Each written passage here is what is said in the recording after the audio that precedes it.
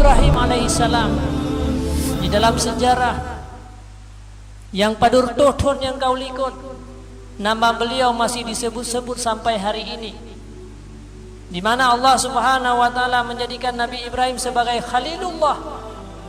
Bahkan ujian Nabi Ibrahim jauh lebih besar daripada ujian gedanyo di dalam bulan Zulhijjahnya, di mana beliau Allah Subhanahu wa taala memerintahkan untuk menyembelih anaknya sendiri yang cukup trip. Beliau tidak mempunyai anak. Setelah menikah dengan Siti Sarah, akhirnya Allah memerintahkan untuk menikahi Siti Hajar.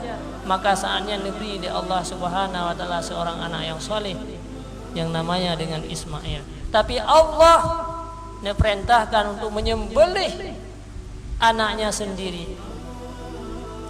Walaupun itu merupakan beban yang paling berat, perasaan yang paling berat untuk menyembelih anaknya sendiri hanya satu orang. Tapi karena udepnya merupakan hanya untuk Allah, udepnya adalah semata-mata untuk ibadah kepada Allah Subhanahu wa taala, maka Nabi Ibrahim merelakan dirinya di dalam menyembelih anaknya sendiri. Bahkan beliau mengatakan kepada ibunya, nanti kita di hari akhirat akan bertemu kembali. Walaupun di dunia ini kita harus berpisah, walaupun di dunianya katanya hanya akan merumpak le, walaupun hanya bisa tanging anak katanya uronyo di dunia hanya umurnya 7 tahun, tidak bisa kita hidup bersama-sama sampai dia menjadi anak yang dewasa. Tapi hari akhirat kita akan berjumpa kembali, wahai ayah. Aku merelakan karena ini merupakan perintah daripada Allah. Kan hana tantangan bawa dengan banyak godaan-godaan yang datang kepada Nabi Ibrahim dan Siti Hajar, bahkan anaknya Ismail. Syaitan menggoda agar Nabi Ibrahim tidak melaksanakan perintah daripada Allah Subhanahu wa taala.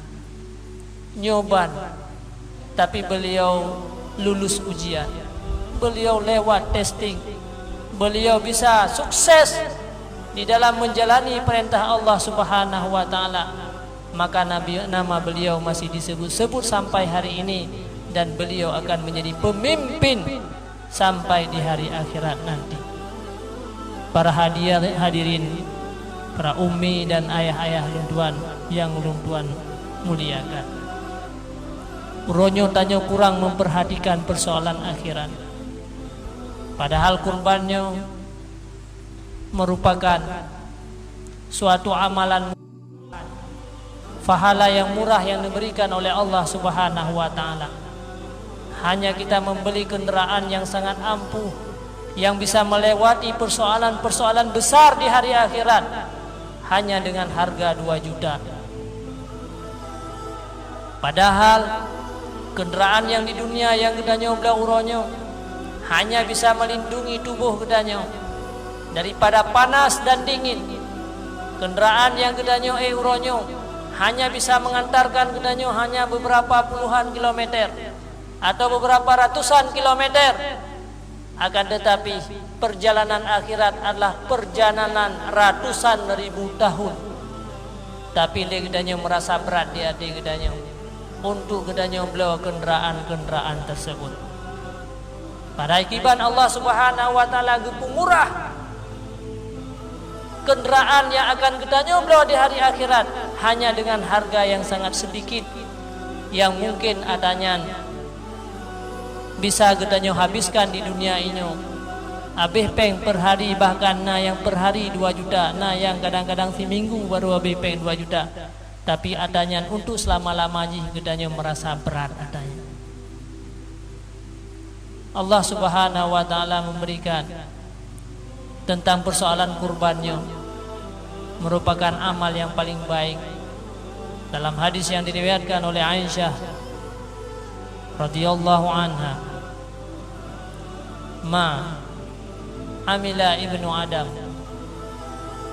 yawman nahari min amalin ahabbu ila Allahi min iraqatid dam, innaha la ta'ti yawmal qiyamati biquruniha wa adlafiha, wa inna dama la yaqa'u bimakanin min Allah qabla an yaqa'u 'alal ardi wa tayyibu biha nafsan. Kata Rasulullah sallallahu alaihi wasallam, tidak ada amal ibadat yang dilakukan oleh umat manusia di hari raya di dalam bulan Zulhijjah ini